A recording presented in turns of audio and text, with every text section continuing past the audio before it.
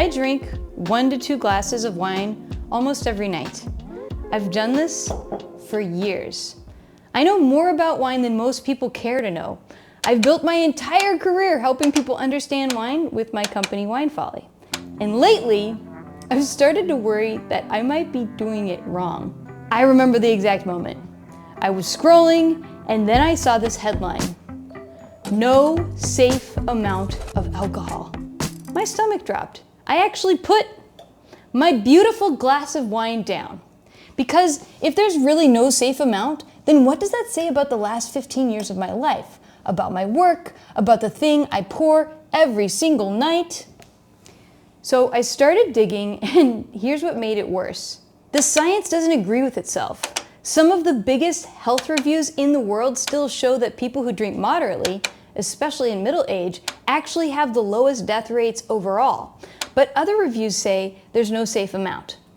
Both of these views sit in literature, both are cited by serious people, and I'm standing in the kitchen here wondering which world I'm living in. So I decided to find out.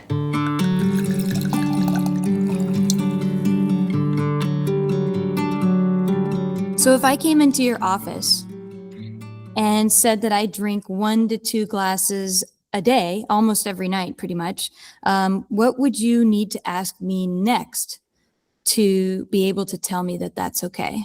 Madeline, I'd ask you, first of all, if you think it's a problem for you. Has your drinking caused any problems?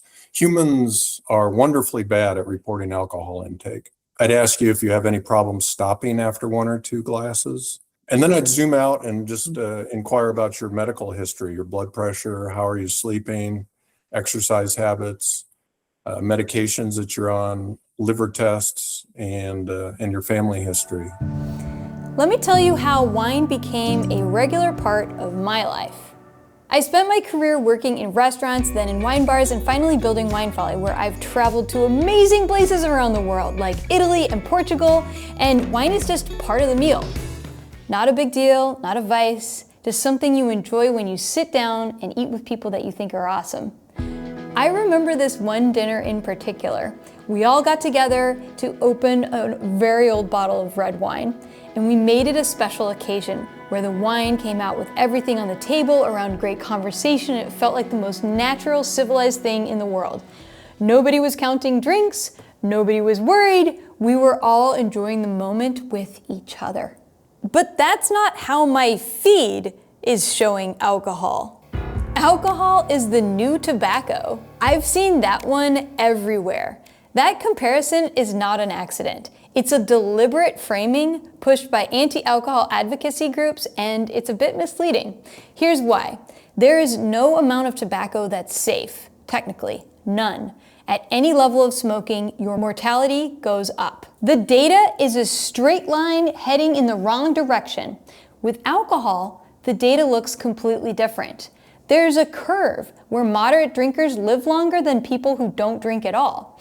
You can argue about why, you can argue about how much, but you can't pretend that alcohol and tobacco have the same data profile, because they don't.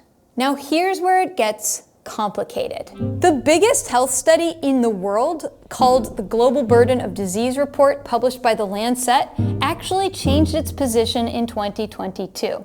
The updated analysis acknowledged that there may be health benefits for people over 40, depending on the disease and the region. And that's a big deal. But the WHO, the World Health Organization, didn't go along with it, and still points back to its 2016 report, which says no safe level. So you have the Lancet saying one thing and the WHO saying another, and most headlines don't bother to tell you that. If you hear someone say, "But wine is part of my culture and my work," does that carry any weight in your advice? This sort of background of wine being part of your life, your daily life?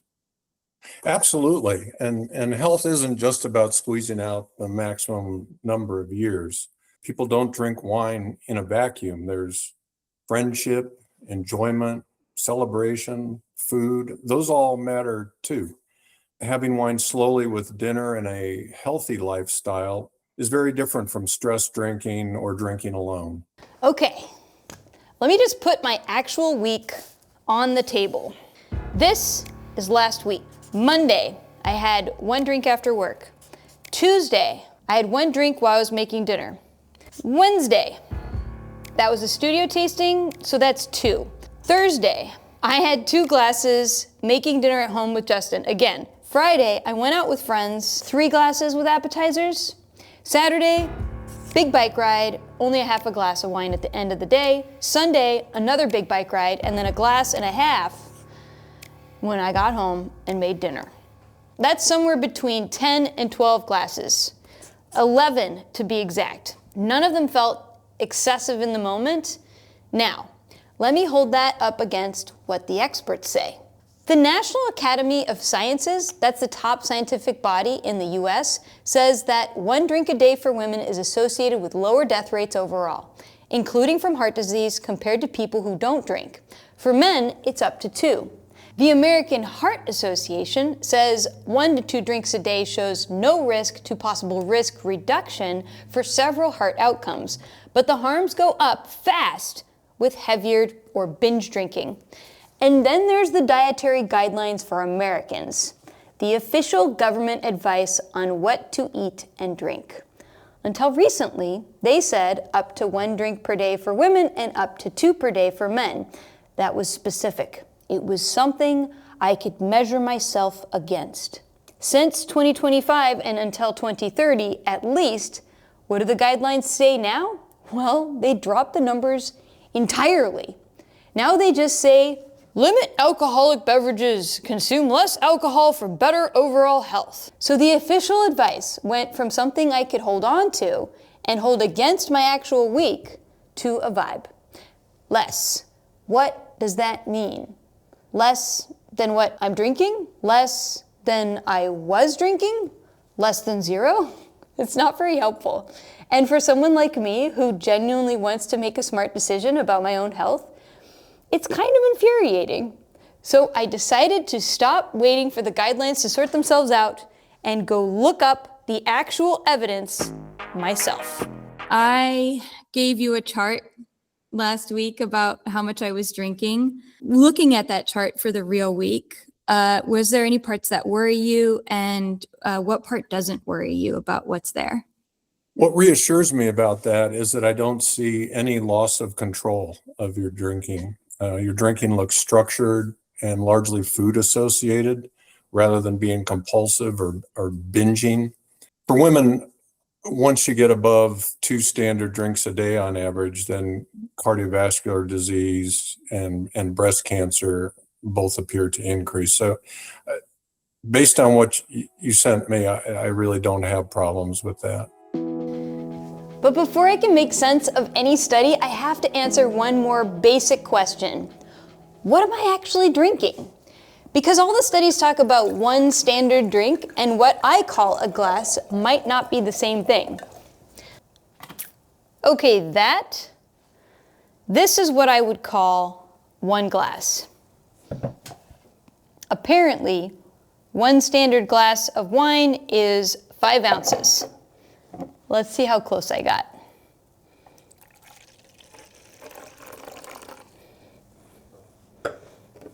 You see this? But here's the thing. I like to drink 2 half pours because it feels like more. Honestly, that's about 3 to 3.5 ounces. 2 of those is probably more like 6 to 7 ounces, which means my 2 half glasses are actually closer to 1.2 to 1.4 standard drinks.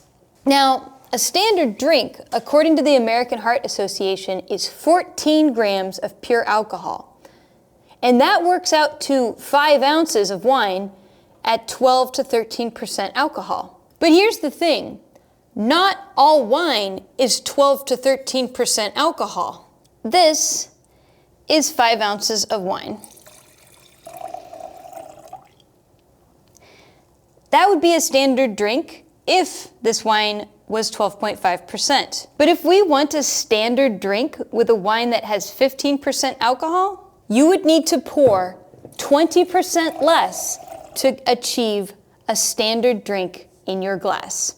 And remember, wine isn't calorie-free. My nightly wine habit runs somewhere around 800 to 1,000 calories per week. So that 1 glass a night sized pour is maybe closer to 2 standard drinks on some nights, and certainly with the alcohol level. Does that change the risk profile of my behavior? Well, are they 8% alcohol Rieslings? Sometimes. That's Okay, a favorite. Okay. I would say not unless it's consistently two standard drinks, because the data that looks at cardiovascular risk for women is centered around 1 drink. And at 2 drinks, if you pool all those things together, study at 2 drinks, you're basically back to the baseline risk of a non-drinker, but there's probably a small increased risk of breast cancer at that point compared to a non-drinker. Some modern wine pours are less a glass of wine and more a small carafe. People think they're having 1 glass of wine when they're really having 2 standard drinks with the size of bowls and all that these days. The great news is you're already aware of it, and honestly, that puts you ahead of most people. The guidelines couldn't give me a straight answer. So I went to the studies, and what I found is a little bit more nuanced and honestly, more encouraging. Let me show you something when you plot how much people drink along one axis and their overall death rates on the other. You get this shape. It's called the J-curve, and here's what it shows. The lowest death rates aren't at 0. They're right here, at about 1 to 2 drinks a day. Below that, death rates are a bit higher, and above that, especially past 3 to 4 drinks, they climb steeply. This isn't a new finding. This pattern has shown up consistently in large studies tracking hundreds of thousands of people over decades. And in 2023, the National Academies of Sciences confirmed it. Moderate drinkers have lower overall mortality than both heavy drinkers and people who don't drink. Now that raised a question for me. If moderate drinking is generally associated with lower death rates, what about wine specifically? This was presented at the American College of Cardiology conference. That's the biggest heart health meeting in the country. The researchers used the UK Biobank, which is a database tracking the health records of 500,000 people, and they looked at wine drinkers specifically, not just alcohol as one big category. What they found was moderate wine drinkers are associated with 21% lower rate of dying from heart disease. 21%! That's a big number, and it's specific to wine. Now, this study hasn't been published in a journal yet, so it still needs peer review. And I really want to be upfront about that. But this is a biobank scale data that was presented at ACC. This isn't a press release or a blog post or a YouTube video. This is serious science. But a number on its own doesn't explain anything. I wanted to understand why. What is wine actually doing in your body that might be helpful? And here is what the research points to. There's 4 main mechanisms. First, it helps keep your blood flowing smoothly. Blood clots are great when you cut yourself, not so great when one forms inside an artery going to your heart. That's a heart attack. Similar effects resemble low-dose aspirin. Second, it raises your HDL. That's your good cholesterol. And third, it's associated with lower diabetes risk. And fourth, and this one's really interesting, moderate alcohol reduces hyperactivity in a part of your brain that controls your stress response. This area is called the amygdala, and when your amygdala is constantly overactive, which happens with chronic stress and anxiety, that directly increases your heart attack risk. Moderate alcohol intake calms that response down, and the data linking lower amygdala activity to fewer cardiac events is strong. So that's the potential upside, but I still wanted to answer the question I'd been asking myself for years. Is wine actually different from other alcohol, or am I just rationalizing what I love? And I do love it. Because let's be real, the American Heart Association says ethanol is ethanol at the molecular level, And that's undeniable. A gram of alcohol from wine and a gram of alcohol from vodka are chemically identical. But here's what's not identical. What happens to your body when you consume them? You can have the same total amount of alcohol, and if you drink it as wine with dinner over an hour, your blood alcohol level stays down here in the gentle curve. Drink that same amount as a shot on an empty stomach, and your blood alcohol spikes to 40 to 150% higher. Same substance, totally different peak. Is my instinct correct that my 2 glasses of wine with dinner is not the same as 2 to 3 shots on an empty stomach, even if the alcohol content might be similar? Absolutely. Your liver strongly prefers civilized pacing. There's a huge difference between this. 2 glasses of wine slowly with dinner is physiologically very different from 2 shots on an empty stomach. The food slows the absorption of alcohol, and so that your blood alcohol level stays lower and it's cleared more quickly. When alcohol hits an empty stomach, it's immediately transported to the liver through what's called the portal vein. And the liver sees alcohol before the rest of the body, including the brain. And when alcohol hits the liver rapidly, it gets a bit overwhelmed. And while it's working overtime, that's what leads to fatty liver disease and eventually cirrhosis. As you probably know, women are biologically more sensitive to alcohol than men are. If you take a man and a woman of the same weight and give them the exact same drink, a woman's going to have a higher blood alcohol level. And that's because women have less total body water than men do.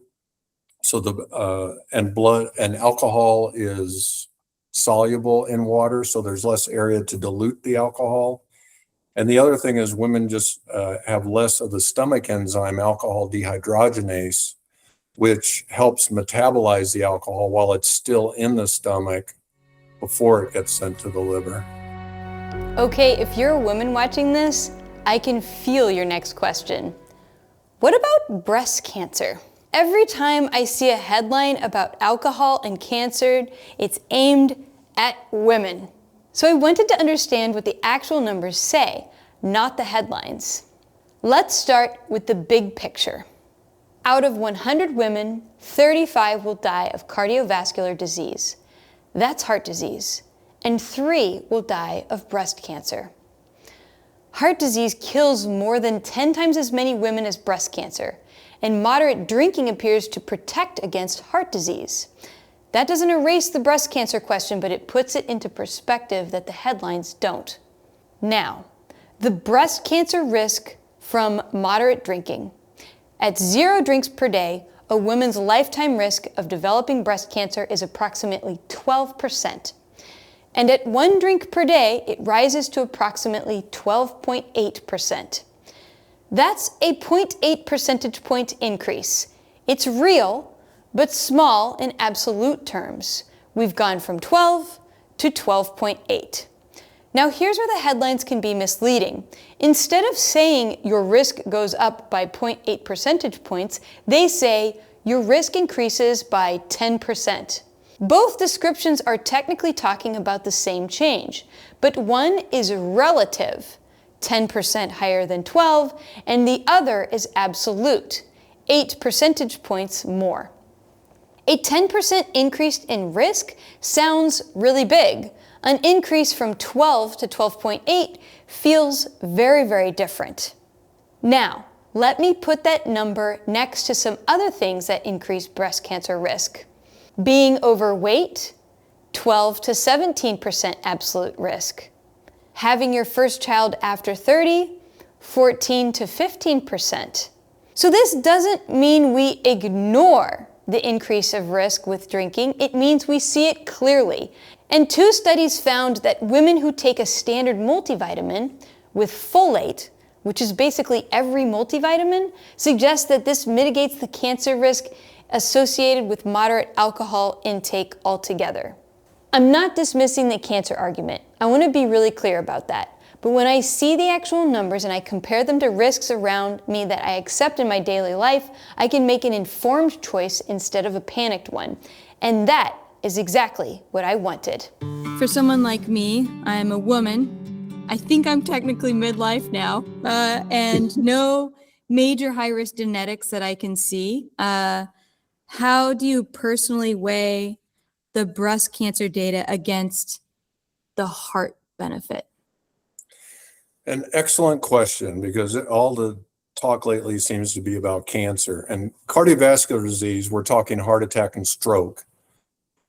Kill literally 10 times more women than breast cancer does, literally. I think the Breast Cancer Association with alcohol, also based on observational data, is probably real, but it's important to keep that perspective. So for a healthy midlife woman like yourself without strong breast cancer risk factors, I think the potential cardiovascular benefit of moderate intake significantly outweighs the relatively small potential increase in breast cancer. The one area where I'd be more cautious is if your mother or sister, first degree relatives, have a history of breast cancer, or if you have a known BRCA genetic mutation. Can you just take a test for that? Yeah, that's a blood test. Oh, that's really helpful. I've spent all this time making the case for why my wine habit may be passable, but I'd be dishonest if I didn't say this isn't true for everyone. And we don't have the full picture yet. There are groups where the science is clear, and it's a clear no. If you're pregnant, if you're recovering from alcohol use disorder, or if you know you can't control your intake, if you're on medications that interact with alcohol, if you're younger and are afraid of accidental binge drinking, if you've had certain liver conditions, or if you have a family history of alcoholism, be very mindful. One thing that surprised me, for most types of heart disease, moderate alcohol is actually protective. So a family history of heart disease probably shouldn't be on the scare list. But that's a conversation for your doctor, your actual doctor, not your Instagram feed, and certainly not me. Now, here's what I think is the most important thing anyone's told me in this whole process. The single biggest risk from moderate drinking is the moderate drinking part. Binge drinking turns out to be Very bad for you, even if it's Burgundy.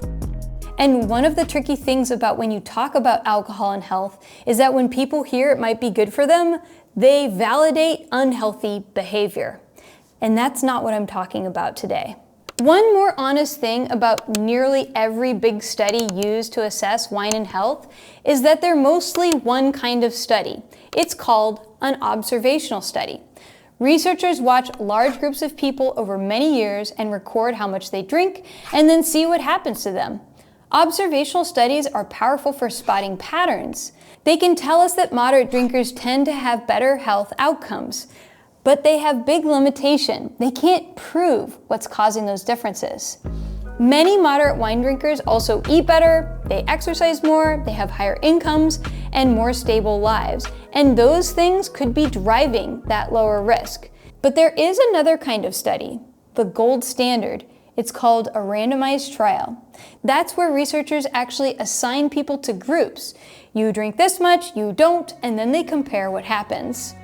And right now, there is a massive randomized trial happening designed to answer exactly this question for alcohol. It's called UNATI, and the results are expected in 2029. We are funding huge experiments right now because we don't have the answer to everything yet. But we still have to live in our bodies right now with the best evidence that we do have. And I'll be honest with you, I have friends and colleagues in the wine world who've looked at all of this info and have stopped drinking. And I respect that completely. This is not a one-size-fits-all kind of answer. That's the whole point. What red flags in someone's histories or labs would make you say, hey, your nightly glass needs to go to 0? To me, I think the biggest risk factor would be loss of control. If people are drinking more than they intended, if they have failed attempts to cut back, Mm. or if they've had blackouts, or alcohol is becoming very emotionally necessary in their life. A healthy relationship with wine still involves the human remaining in charge. Pregnancy is obviously another situation where I'd advise avoiding alcohol. Medically, I'm concerned about elevated liver enzymes, Mm-hmm. whether it's hepatitis, fatty liver, alcohol consumption, statin drugs. Those are all potentially challenging to the liver, and the liver enzymes is the most common way we assess liver health. So here is what I'm actually going to do about all of this. Step 1, I'm building a new weekly calendar. Not because I think my old one was terrible, but because I actually know what the numbers mean and I can be smarter about it. Step 2, I'm going to perfect my 2.5 ounce half pour. It's easy to learn your pour line with a Sharpie marker. It washes off. Step 3, save those second glasses for social nights. Maybe Friday, Saturday, a dinner party, nights where the wine is just part of the experience, not a habit. Step 4, I will take an alcohol-free night after a wine party, for sure. And step 5, drink my wine with food, preferably with friends. I revised my week. All this research and studying has made me, I want to take a proactive approach. Does this look like a pattern as a doctor that you'd be comfortable with for a woman of my age, assuming that my labs and my family history is okay? Yes, I'd be very comfortable with it. The intentionality of it all, you're actively addressing your alcohol consumption, smaller pours, alcohol-free nights, saving larger intake for genuinely social events rather than just routine habit. I think that's excellent what you've come up with. After months of investigating this, here's where I land. For me, right now, the evidence says that moderate wine with meals inside a healthy life is roughly neutral to maybe mildly protective for my health. And it's clearly positive for my joy, my culture, and my connection to other people. And those things matter too. What's interesting is we've been here before with coffee. In 1991, the WHO's cancer agency, IARC, even classified coffee as possibly carcinogenic, and the headlines told people to quit drinking it. Then the research matured, scientists did better studies, and controlled for things like smoking. And in 2016, the WHO reviewed over 1,000 studies, removed coffee from the carcinogen list, saying there was no conclusive evidence it causes cancer. I am not saying that wine's story will pan out the same way, but I am saying I've seen this panic cycle before. For a lot of moderate wine drinkers, especially in midlife, the harms and benefits roughly balance out. The biggest risk to manage isn't the glass, it's making sure the glass doesn't quietly become a bottle. And we'll know more in a few years when the UNATI trial reports. Until then, we will make the best informed choice we can. What's your advice to a wine lover who wants to be honest with themselves and still enjoy wine? Yeah, I would say keep it moderate, keep it social, and ideally connected to a meal rather than an escape, on an empty stomach type of thing. If tonight you pour a glass of wine with dinner, I hope it's because you've looked into the evidence, made your own call, and you genuinely enjoy wine. I looked, I decided, and I'm still drinking. And because this topic is a heavy hitter with a lot of scientific studies behind it, I'll be posting them along with some of the doctor's commentary from this video on winefolly.com. There's a lot to go through, and I encourage you to do your own research. And until next time, happy tasting. Peace out.